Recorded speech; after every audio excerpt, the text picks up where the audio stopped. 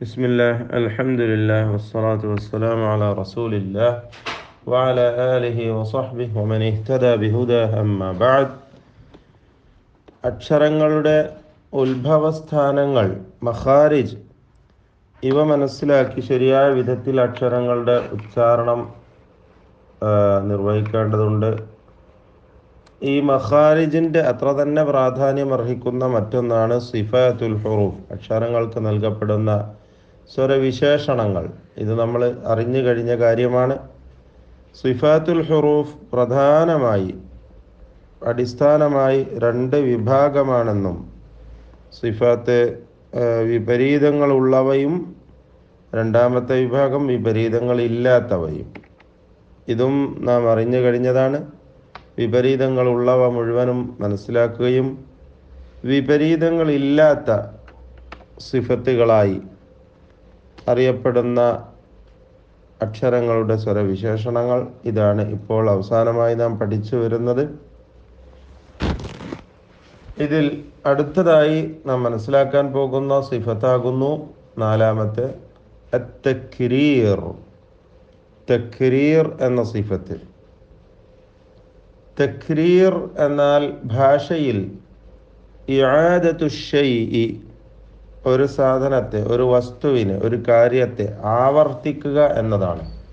ഇആദത്തു ശൈഇ, ഒരു വസ്തുവിനെ ആവർത്തിക്കുക. വഅഖല്ലുഹു, ഏറ്റവും ചുരുങ്ങിയത് മറ, ഒറ്റ പ്രാവശ്യമെങ്കിലും, ഒരു പ്രാവശ്യമെങ്കിലും ആവർത്തിക്കുക. ഒരാളോട് ഒരു കാര്യം പറയാൻ പറഞ്ഞു, അയാളത് പറഞ്ഞത് വ്യക്തമായി കേട്ടില്ല. അപ്പം നമ്മൾ പറയും കരീർ, ഒന്നുകൂടി ആവർത്തിക്കും. അതിൻ്റെ അർത്ഥം അഈദ്, ഒന്നുകൂടി ആവർത്തിച്ച് പറയും എന്നാണ് അതുകൊണ്ട് ഉദ്ദേശിക്കുന്നത്. ഏറ്റവും ചുരുങ്ങിയത് മറ, ഒരു പ്രാവശ്യമെങ്കിലും ആവർത്തിക്കലാണ് തക്രീർ എന്നതുകൊണ്ട് ഭാഷാപരമായിട്ട് ഉദ്ദേശിക്കുന്നത്. വഫിൽ ഇസ്തിലാഹ്, സാങ്കേതികമായി ഉദ്ദേശിക്കപ്പെടുന്നത് എന്താണ്? ഇർതിആദു തറഫിൽ ലിസാൻ ഇൻദ നുത്ഖി ബിൽ ഹർഫ്. ഇർതിആദു തറഫിൽ ലിസാൻ ഇൻദ നുത്ഖി ബിൽ ഹർഫ്, അക്ഷരം ഉച്ചരിക്കുമ്പോൾ നാവിൻ്റെ അഗ്രം വിറക്കുക എന്ന അവസ്ഥയാണ്.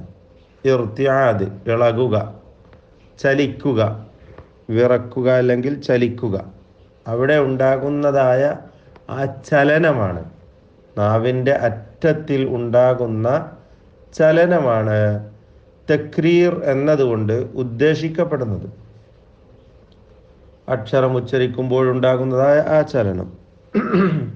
വലഹു ഹർഫുൻ വാഹിദ്, ഈ തക്രീറിന് ഒറ്റ ഹർഫ് മാത്രമാണുള്ളത്. വഹുവ റാ, അത് റാ ആകുന്നു. വസുമ്മിയ ബിദാലിക് ലിർതിആദി തറഫിൽ ലിസാൻ ഇൻദ നുത്ഖി ബിഹി. വമഅനാ വസ്ഫി الراء بالتكرير أنها قابلة له وليس المراد منه الإتيان به كما هو ظاهر. അപ്പോൾ റായിന് തക്രീർ ഉണ്ടാകും, അതിൻ്റെ ഉച്ചാരണ സമയത്ത് നാവിൻ്റെ അറ്റത്തിൽ ഇർതിആദ്, ഇളക്കമുണ്ടാകും എന്നതുകൊണ്ടാണ് ആ പേര്, ആ സിഫത്ത് അതിന് നൽകപ്പെടുന്നത് എന്നും നാം മനസ്സിലാക്കുകയുണ്ടായി. എന്നാൽ അതുകൊണ്ട് ഉദ്ദേശിക്കുന്നത് വലൈസൽ മുറാദു മിൻഹുൽ ഇത്യാനു ബിഹി, ആ തക്രീറിനെ കൊണ്ടുവരണം എന്നതല്ല ഇവിടെ ഉദ്ദേശിക്കുന്നത്. പ്രത്യേകം ശ്രദ്ധിക്കുക. മറ്റ് സിഫത്തുകളിൽ നിന്ന് വ്യത്യസ്തമായി തക്രീറിനുള്ള പ്രത്യേകത തക്രീർ കൊണ്ടുവരണം എന്നല്ല ഇവിടെ ഉദ്ദേശിക്കപ്പെടുന്നത്. വഇന്നമൽ മുറാദു ബിഹി, എന്നാൽ ഇവിടെ ഉദ്ദേശിക്കപ്പെടുന്നത് എന്താണ്? അത്തഹറുസു മിൻഹു, തക്രീറിൽ നിന്നും സൂക്ഷ്മത കാണിക്കണം എന്നതാണ്. വജ്തിനാബുഹു, അതിനെ ഒഴിവാക്കണം എന്നതുമാണ്. ആ തക്രീറിനെ ഒഴിവാക്കണം എന്നതുമാണ്.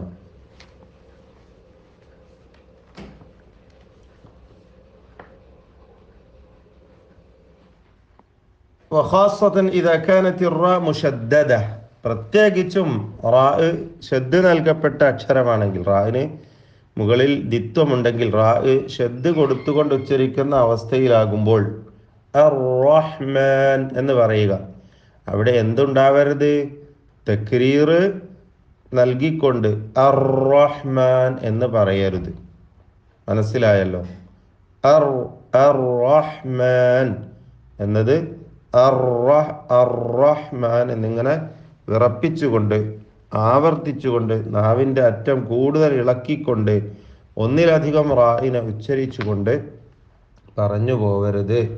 ഫൽ വാജിബു അലൽ ഖാരി ഹീനഇദിൻ ഇഖ്ഫാഉ ഹാദാ തക്രീർ لأنه متى أظهره فقد جعل من الراء المشددة راءات. അപ്പോൾ ഒരു ഖാരിഇന്റെ മേൽ നിർബന്ധമായ കാര്യം ശ്രദ്ധ നൽകപ്പെട്ട റാഹു ഉച്ചരിക്കുമ്പോൾ തക്രീറിനെ ഇഖ്ഫാ ചെയ്യണമെന്നതാണ്. തക്രീറിനെ ഗോപ്യമാക്കണം. തക്രീറിനെ പ്രകടമാക്കി കളഞ്ഞാൽ ഒന്നിലധികം റാഹുകൾ അയാൾ ഉച്ചരിക്കേണ്ടി വരും. വമിനൽ മുഖഫഫ, ഇതാണ് ശ്രദ്ധ നൽകപ്പെട്ട അവസ്ഥ. ശ്രദ്ധ നൽകപ്പെടാത്ത സാധാരണ മറ്റ് റാഹുകളാണെങ്കിലോ അവിടെയും തക്രീർ കൊടുത്തുകൊണ്ട് റാഅൈനി 2 റാ ഒക്കെ ഉച്ചരിക്കും.